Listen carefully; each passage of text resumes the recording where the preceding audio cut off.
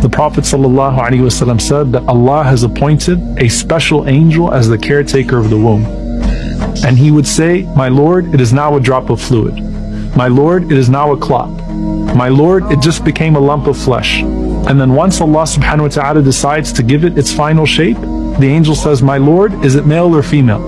My Lord, is it evil or righteous? My Lord, how many years will it live? My Lord, how much sustenance have you prescribed for it?"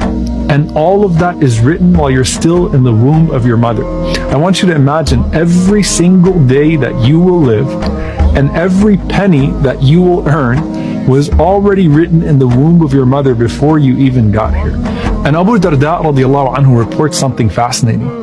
He says that on the 40th night after conception, the decree is written down regarding the fetus's future appearance, their character, their lifespan, and their sustenance on this green scroll that hangs from the throne of Allah subhanahu wa ta'ala. SubhanAllah, just like a Lawh al-Mahfuz. And so while your decree is being written, the page is becoming older and more worn out until it becomes stiff. And then once your time on this earth has finished and you die, that scroll falls from the throne. But for now, you're still in the beginning of that scroll. And your first chapter is just about to begin. The dua, dhikr, and hope of all those that came before you is taken into account in shaping you. And now it's your turn to come out of the womb and into this world. You're here now, and in just a few seconds, shaitan pokes you, the angels stand guard, your parents rejoice over you, and Allah subhanahu wa ta'ala is still watching. You're crying and everyone else is laughing because they know you've just been born into your new home and theirs, while you think you've just been taken out of the comfort of the only home that you knew. Then the adhan is immediately called into your ear, not just to resonate with that hardwiring of Allah inside of your soul, but also because the salah is the source of spiritual nourishment, which is more important than even the physical sustenance.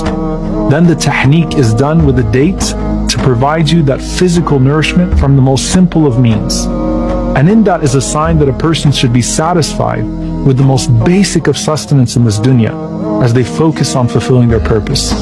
As Aisha radiallahu ta'ala anha said, توفي النبي صلى الله عليه وسلم حين شبعنا من الأسودين التمر والماء. The Prophet ﷺ passed away from this world when we would satisfy our hunger with just dates and water.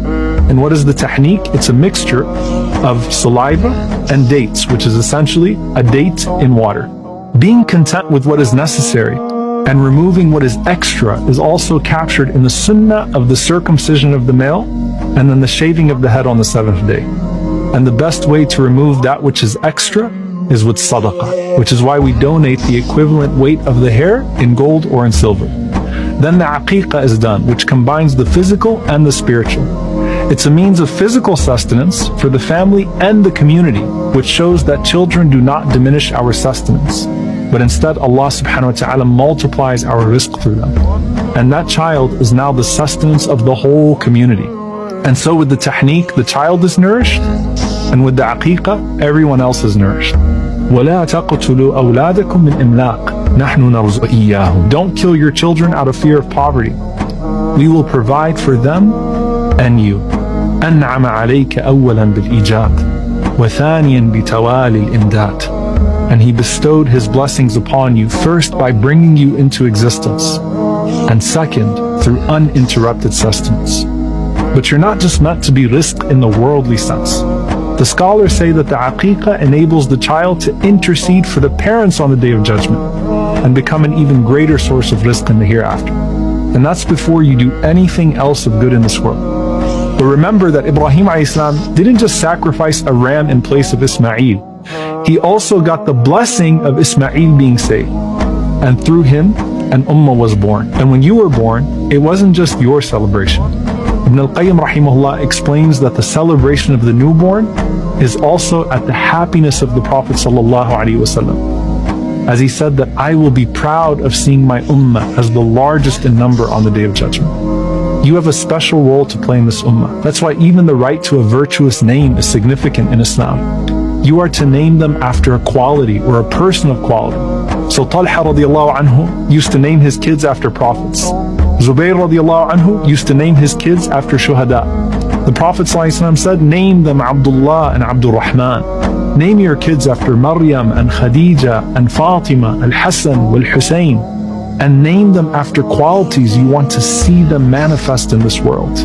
The intention behind the name is a dua in and of itself. So were you named something special?